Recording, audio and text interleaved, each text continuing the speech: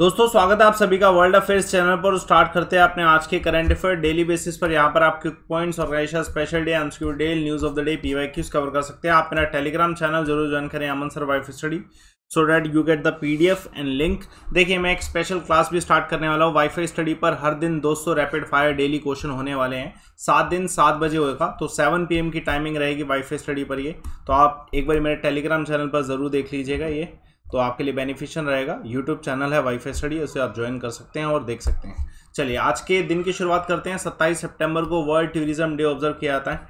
Definitely ये promote करने के लिए टूरिज्म डेफिनेटली जो है बेनिफिट करता है। एम्प्लॉयमेंट जनरेशन जो होती है वो इंक्रीज होती है, ठीक है, टूरिज्म की वजह से। तो 27 सितंबर को वर्ल्ड टूरिज्म डे जो है ऑब्जर्व किया जाता है। चलिए आज के क्वेश्चन की शुरुआत करते हैं। आज क्वेश्चन बहुत ज़्यादा इंपॉर्टेंट है। पहला क्वेश्चन आप सभी के सामने, हाल फिलहाल में वर्ल्ड हेल्थ ऑर्गेनाइजेशन के द्वारा global health financing brand ambassador जो घोषित किए गए, किसे घोषित किया गया? तो गॉर्डन ब्राउन को घोषित किया गया। आप सभी जानते होंगे कि ये फॉर्मर यूके के प्राइम मिनिस्टर रह चुके हैं। इनको जो है ब्रांड एम्बेसडर घोषित किया गया, new brand ambassador World Health Organization के द्वारा ग्लोबल हेल्थ फाइनेंसिंग के।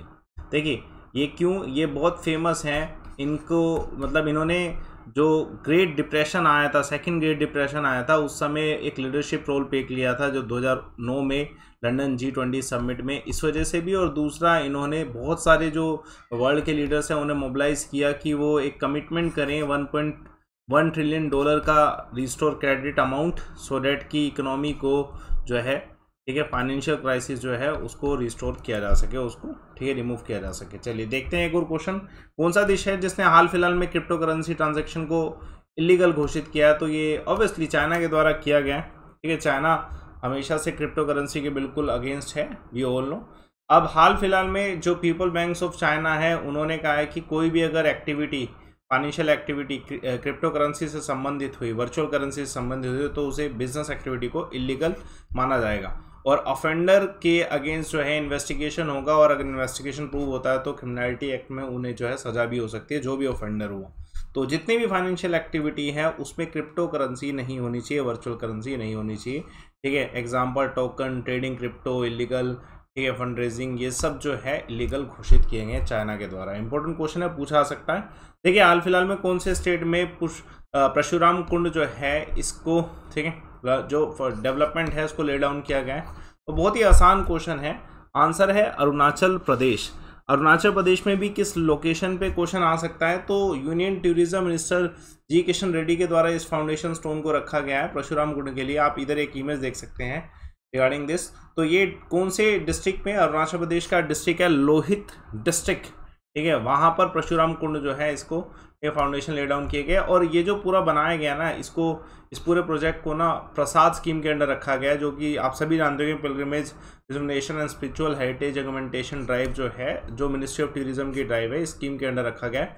इस पूरे जो परशुराम कुंड का ये मैन्युफैक्चर जो बनाया जाएगा, डेवलपमेंट किया जाएगा, 37 करोड़ के आसपास का अमाउंट है, ठीक है। इंपॉर्टेंट क्वेश्चन है, पूछा जा सकता है। देखिए दूसरी इंपॉर्टेंट चीज़ ये है कि प्रसाद स्कीम के बारे में पूछा सकता है। तो ये एक तरीके से फाइनेंशियल असिस्टेंस स्कीम है सेंट्रल गवर्नमेंट के द्वारा। कंप्लीट फाइनेंशियल असिस्टेंस जो है सेंटर के द्वारा दी जाएगी कि जितने भी जो टूरिज्म स्पोर्ट्स हैं उनको प्रमोट किया जाए। पिलग्रिमेज हेरिटेज जो स्पोर्ट्स हैं वहाँ पे इंफ्रास्ट्रक्चर डेवलपमेंट बेहतर होना चाहिए। ये जो लॉन्च किया गया था प्रधानमंत्री नरेंद्र मोदी जी के द्वारा ही जो है लॉन्च किया गया था, ठीक है, 2014-15 में। विजन क्या है पूरा की इंफ्रास्ट्रक्चर डेवलपमेंट बढ़िया होना चाहिए टूरिज्म प्लेसेस का। चलिए देखिए बहुत इंपॉर्टेंट क्वेश्चन है। बुक का नाम है the fractured Himalaya, how the past shadow the present in India China relation. India China के रिलेशन के ऊपर है और किसके द्वारा ऑथर की गई है? तो आंसर है, ठीक है, निरुपमा रॉय।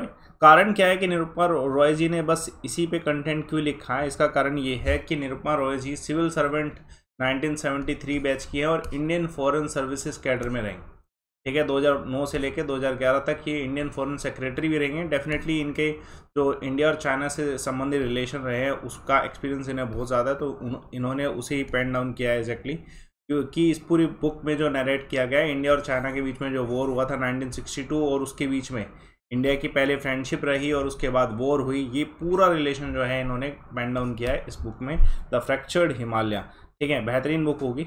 चलिए देखते हैं एक और क्वेश्चन, इस क्वेश्चन का आंसर क्या है, ठीक है। हाल फिलहाल में इंडिया ने कमिट किया है रिन्यूएबल एनर्जी इंस्टॉलमेंट कैपेसिटी कितने गीगावाट की 2030 तक? तो ये कैपेसिटी 450 गीगावाट अनाउंस किया गया है। ठीक है, तो आसान क्वेश्चन है कि इंडिया की कमिटमेंट है 450 गीगावाट।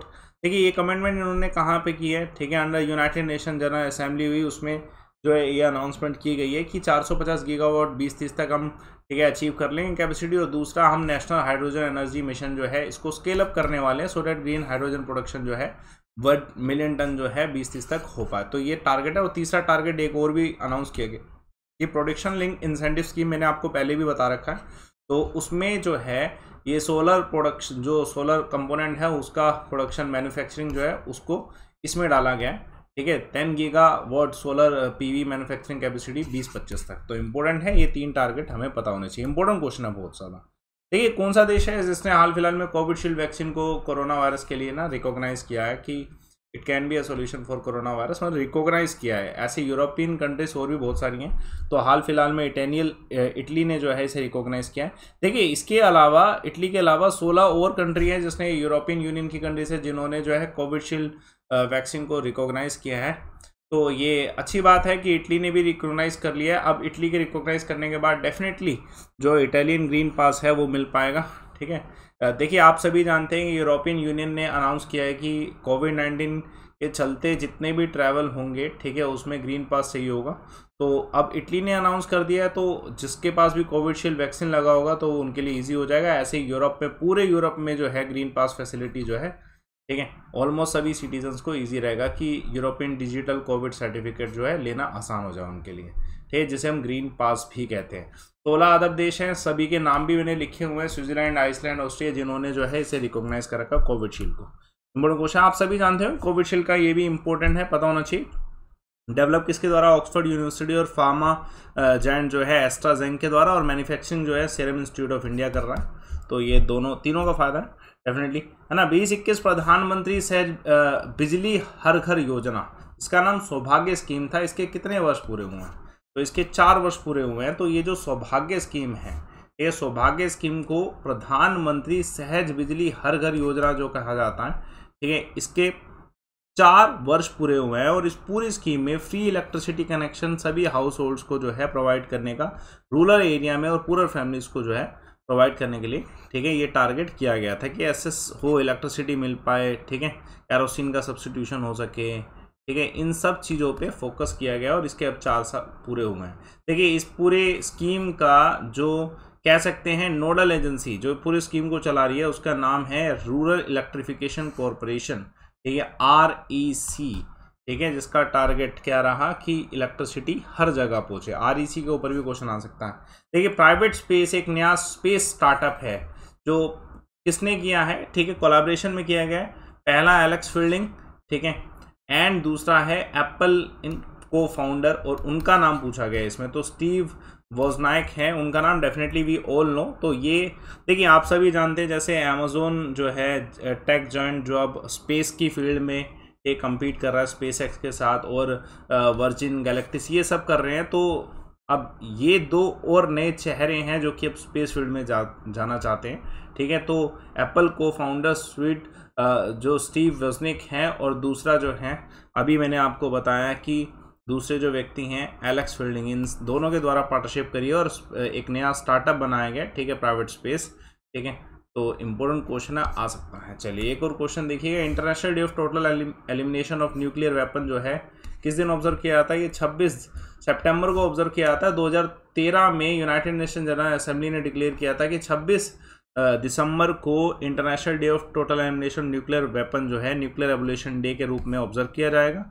अनाउंसमेंट 2013 में हुई थी, 2014 में ये पहली बार ऑब्जर्व किया गया था, ठीक है।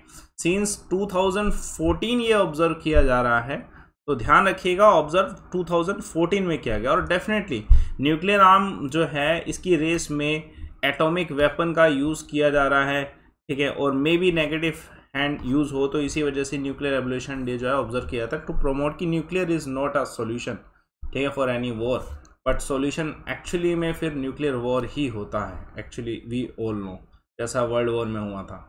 Name the union minister of corporation who utters the inaugural national corporative conference, देखिए हाल फिलहाल में national cooperative conference new Delhi में हुई और उसका ठीक है इनॉग्रल किसने किया, तो अमित शाह जी के द्वारा किया गया। आप इधर इमेज देख सकते हैं, बहुत इंपॉर्टेंट है। देखिए ये जो पूरा इनॉग्रेशन किया गया है नेशनल कोऑपरेटिव कॉन्फ्रेंस, ठीक है, ये सहकारिता सम्मेलन जो किया गया है इस तारीख में किया गया, Indira Gandhi indoor stadium new Delhi में हुआ था।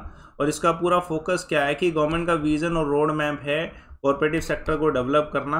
ये कॉन्फ्रेंस फर्स्ट इंडिया का पहला कॉन्फ्रेंस है कॉर्पोरेटिव कॉन्फ्रेंस, ठीक है, जो कि प्लेटफॉर्म प्रोवाइड कराएगा कॉर्पोरेट वर्ल्ड को, ठीक है। और दूसरी इंपॉर्टेंट चीज़ है ये कॉन्फ्रेंस किसके द्वारा किया, तो IFFCO और national corporative federation of India, Amul और नफाड, इन सब के बीच में जो है ये कॉन्फ्रेंस हुआ था। इसमें सभी ये जो है ना पार्टिसिपेट किए थे, ठीक है।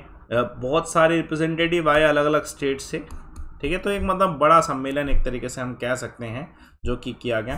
क्विक पॉइंट्स देखिए, रिसेंटली किसको president of press trust of India बनाया गया, अविक सरकार को। दूसरा क्विक पॉइंट आप सभी के सामने, union men's hockey world cup recently जो है होस्ट किया जा रहा है किसके द्वारा, उड़ीसा, ठीक है। अब रैंक बताइए, इंडिया का रिसेंट रैंक क्या रहा है digital quality of life index में, तो 59th रैंक। तो तीनों इंपॉर्टेंट क्विक पॉइंट्स हैं। देखिए मैंने आपको कल एक क्वेश्चन पूछा था, एटॉमिक बैटरी 1912 में इन्वेंट किया गया किसके द्वारा, सभी का नाम आंसर आया, तो अंकिता राणा का आंसर है हेनरी मोस्ले, तो this is the correct answer. और बाकी सभी की डिटेल दिए है, ठीक है, जो बेंजामिन फ्रैंकलिन और ये सब जितनी भी डिटेल है। आज का क्वेश्चन देखिए 2017 में ये एग्जाम में आया, बहुत इंपॉर्टेंट है, विजय स्तंभ टावर ऑफ विक्ट्री चित्तौड़गढ़ में किसके द्वारा बनवाया गया, पूरी डिटेल में बताएं सभी व्यक्तियों के बारे में। ध्यान रखिए कि मैं आप सभी के लिए टेलीग्राम चैनल पर एक लिंक प्रोवाइड कराऊंगा, मेरा टेलीग्राम चैनल जरूर सर्च करें, अमन सर वाईफाई स्टडी, और आज शाम को 7 बजे वाईफाई स्टडी पे जरूर जुड़ें। हर एक बच्चा किसी भी एग्जाम की तैयारी कर रहे हैं, 200 रैपिड फायर क्वेश्चन अगर 7 दिन लगातार कर लोगे, 7 मैराथन है 7 दिन तक लगातार, कितने बजे, 7 PM पे, कहाँ पे, वाईफाई स्टडी पे। और लिंक कहाँ पे मिलेगा, टेलीग्राम चैनल पे, आज से स्टार्ट हो रहा है।